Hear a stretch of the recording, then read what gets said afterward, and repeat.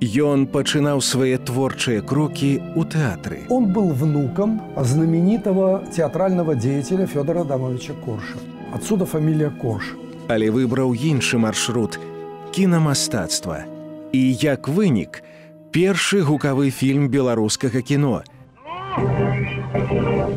Понял теперь, за что воюем? Когда были какие-то критические вопросы, моменты, все говорили, ну не можем это решить, давайте пойдем к Коршу, Корш все решит. И действительно Корш все решал. 26 мастацкіх і дакументальных стужак, якія сталі прыкладам рэжысёрскага майстэрства на доўгія гады.